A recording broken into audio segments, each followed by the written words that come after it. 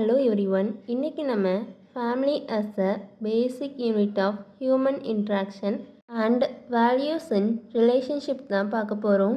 நம்ம பிறந்ததில் இருந்து வயசாகிற வரை ஏதோ ஒரு குடும்பத்தில் இணைஞ்சே இருக்கும். இந்த இணைப்புக்கு வேறு வேறு நிலைகள் இருக்கும். பேரண்ட்டாவோ இல்லை சில்ட்ரனாவோ இல்லை ஒரு துணையாகவோ இணைஞ்சிருப்போம். ஃபேமிலி தான் ஒரு சைல்டு போகிற ஃபஸ்ட்டு ஸ்கூல்.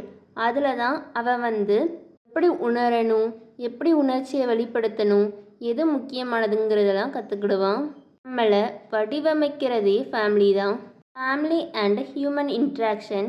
ஃபேமிலி தான் மனிதனுக்கு இருக்க வேண்டிய முக்கியமான தொடர்பு.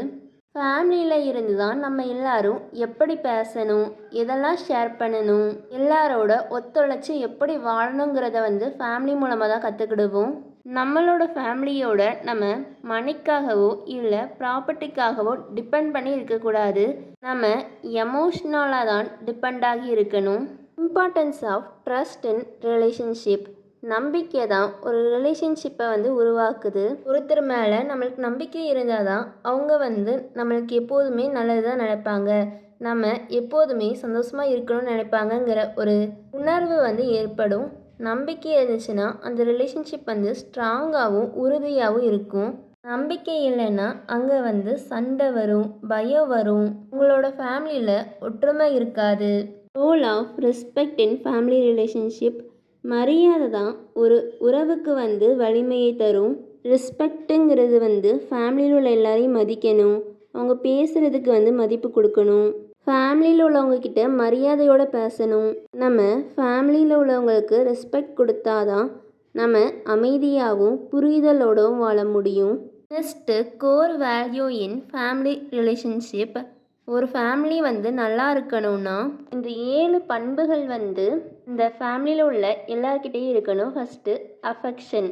நம்ம ஃபேமிலியில் உள்ள எல்லார்கிட்டையும் அன்பாகவும் அக்கறையாகவும் நடந்துக்கிடணும். இதை நம்ம வார்த்தைகளாலும் செயல்களாலையும் வெளிப்படுத்தணும். ரெண்டாவது கேர். கேருங்கிறது ஒருத்தரோட தேவையை புரிஞ்சுக்கிட்டு அந்த தேவை நிறைவேற்றுறது தான் கேர். நம்ம கேரோட நடந்துக்கிட்டோன்னா பாதுகாப்பாகவும் நான் இந்த ஃபேமிலியில் ஒருத்தங்கிற உணர்வு நம்மளுக்கு கிடைக்கும்.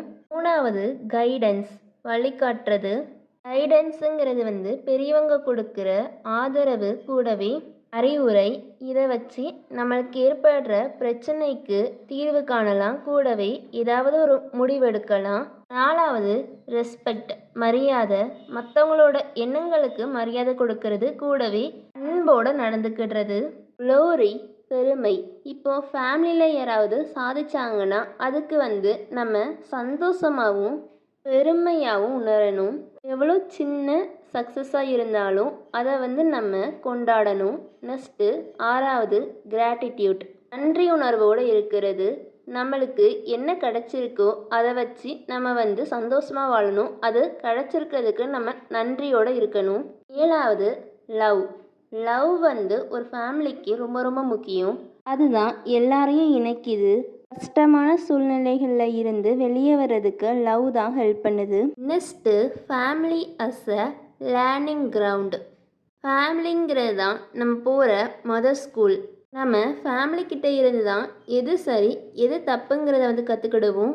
கஷ்டமான சூழ்நிலைகள்லையோ இல்லை சந்தோஷமான சூழ்நிலைகள்லையோ எப்படி நடந்துக்கிடணுங்கிறத ஃபேமிலிக்கிட்டே இருந்து தான் கற்றுக்கிடுவோம்.